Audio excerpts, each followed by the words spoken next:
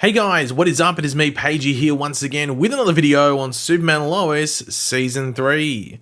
So we are about 2.5 weeks away roughly from this, the Season 3, I was going to say Season 2, the Season 3 premiere of Superman and Lois, and the trailers that we have gotten so far for the season to do a bit of promotion do tease a bit of a darker atmosphere, a bit of a darker tone than the prior seasons did, both in regards to the danger that, faces Superman on the villainous threat side of things, but also in the more personal and human-to-human relationships. Now, while there might be some last-minute promo material that drops over the next, couple of weeks leading up to the premiere, we did get our first proper dive into Season 3 thanks to an interview with Todd Helbing, the showrunner for Superman and Lois.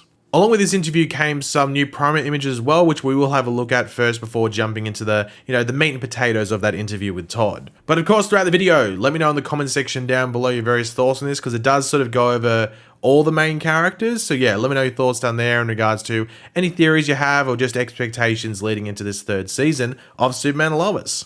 So let's start by looking at some of these promo images. Now, they were put into SFX magazine. As I said, that's where the interview was.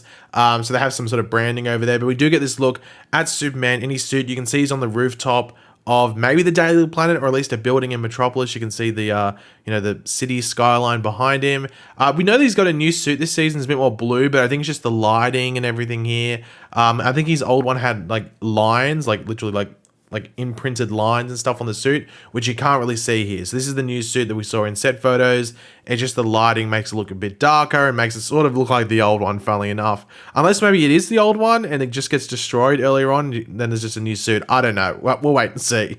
Then there is a shot here of the new Jonathan Kent alongside Jordan. Of course, this is sort of showcasing it. A lot of people noted that they actually do look a lot like twins now, much more than they did prior in previous seasons. So I guess that's an improvement with this recasting. And then the final one here is just Clark and Lois embracing each other. There is a lot of stuff, well, not a lot of stuff, but their relationship and some complications just in the family side of things is brought up in the interview we'll go over. So I think that's why this photo was included in the magazine article thing. But yeah, let's go over this interview. So I will read some of the important parts that were written by SFX magazine and then just read the quotes from Todd Helbing that relate to all that stuff. When the superhero drama returns, it promises to pull back from the science fiction to focus more on emotional, family-orientated storylines and character-driven storylines, might I say. Coming out of Season 2, we were still dealing with a lot of COVID issues still, said Todd Helbing. There was some stuff we weren't able to do as far as relationships. We wanted to put Clark and Lois in a really good spot. You see them at the top of the premiere as healthy as they've been,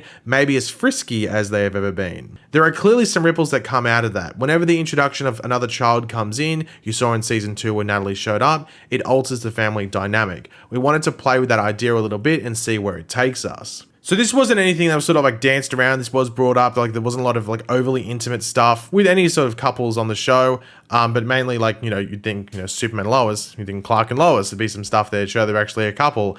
So it sounds like there's going to be a bit more of an insight, but don't know if anyone's watching Superman and Lois just to see some friskiness. Probably a side reward, but probably not the main reason to watch. Other complications arise as Lois begins to revisit a case and goes missing, or so it seems. Not wanting to exhaust the trope of Lois constantly being the damsel in distress, this scenario puts her journalistic skills, resourcefulness, and tenacity front and center.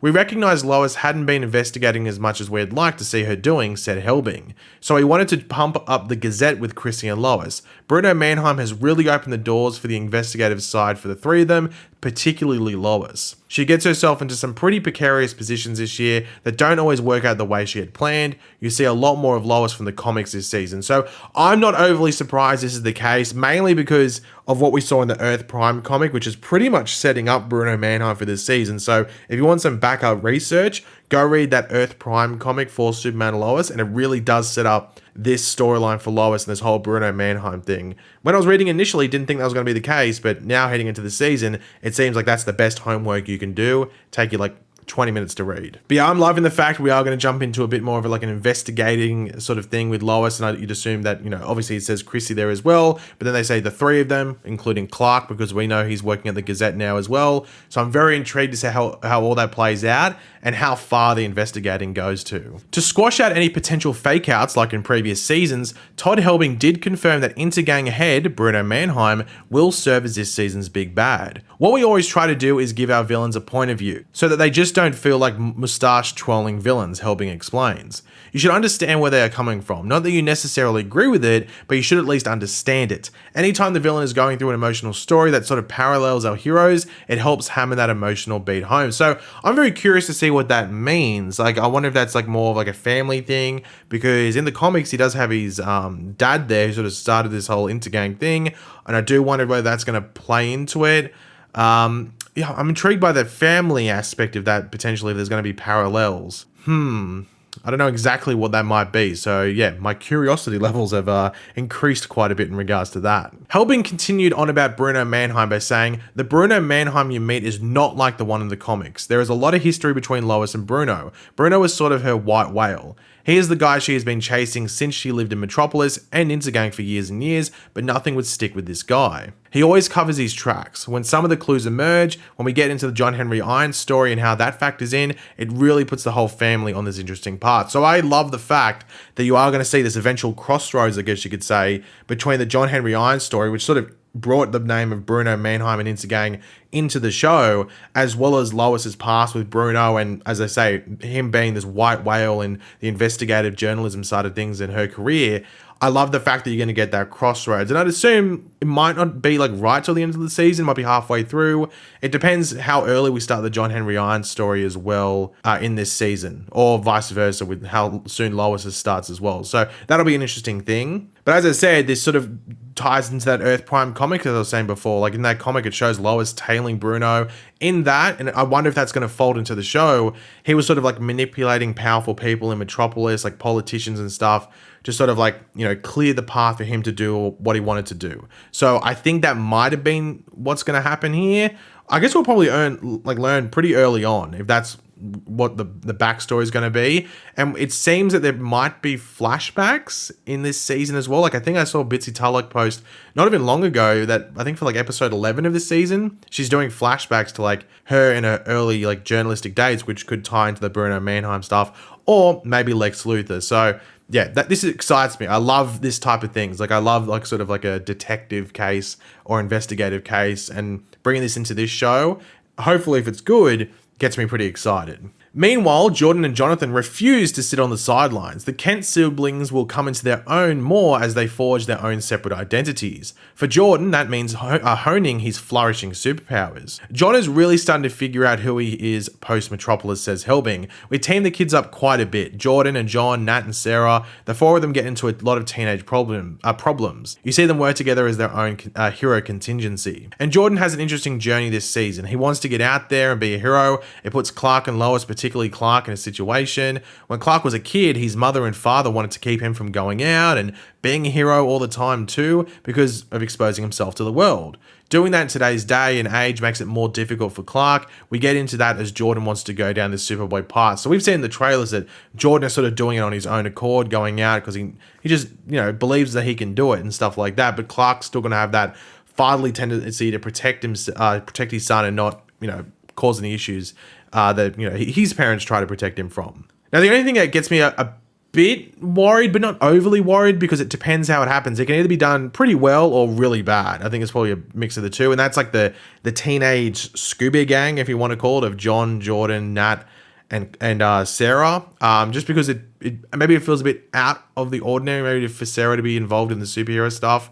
But then again, like Jonathan's there as well, and he doesn't have powers. So I don't know. It'll be interesting to see how it plays out. But maybe it's more of like a friendship thing. Like you have John and Jordan, you know, the brothers, the twin brothers, very close.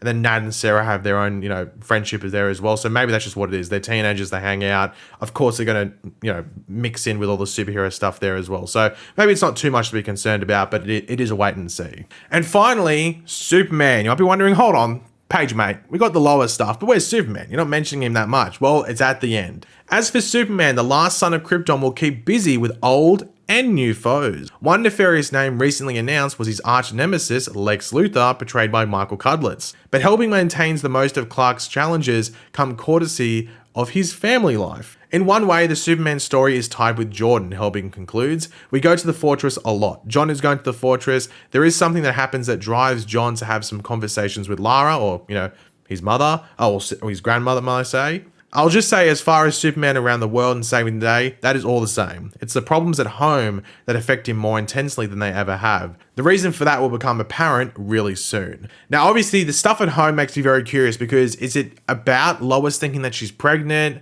Because it's very important to remember, like, one of Lois's like mental challenges last season when Natalie came into the picture was the fact that Natalie was the baby she was meant to have that unfortunately didn't make it. So I wonder if that's that fear there that she had success when she had twins. What about this time around? Is it that fear? Like, I reckon that might be an issue there, which obviously would affect Clark and his mental well-being, I guess, of sorts, because of what Lois is going through and just all the stress that's put upon the family because of that. So that might be what's happening there, mixed in with just even like potential like manipulation and just general villainy that Bruno Mannheim or Lex Luthor or whatever it might be might put upon him. So yeah, as I said, the trailer or the trailers we've got for the season did get off that bit of a darker tone, bit of a darker undertone or a darker theme and everything like that. And that might not resonate throughout the entire season, but just elements, maybe like that personal life and human to human relationships and stuff in the show. But yeah, guys, that's it for that interview. As a whole, I'm looking forward to this season's Superman Lois, though there hasn't been a ridiculous amount that's come out, but I'm looking forward to Bruno Mannheim, the Intergang stuff, all this journalism stuff as well. I think it's been something that the show has had in itself, like for the, in seasons 1 and 2, but it hasn't been an overly focused thing. You might get like 3 episodes of it and then it goes away. And I think that's a really strong part when Lois gets involved with that. And I'm excited to see how Clark works using the investigative journalism side of things, but maybe not his powers at the same time. So that could be pretty interesting. So, and of course, Lex Luthor, we can't forget about that. So I'm intrigued by a lot of the stuff that's coming this season. I can't believe it's only like 2.5 weeks away. I feel like that snuck up on us. I guess that's because that's other stuff has been happening. But yeah, not too long to go. Can't wait. And yeah, let's go. But thanks for watching, guys. Hopefully you enjoyed the video. If you did, be awesome. You could drop a like on it to show support. Let me know in the comment section down below your various opinions and all this stuff. Which of these aspects excite you the most about this upcoming season? Any theories and predictions? Let me know in the comment section down below. And of course, if you are new to the channel, make sure to subscribe and I will catch you guys later. Goodbye.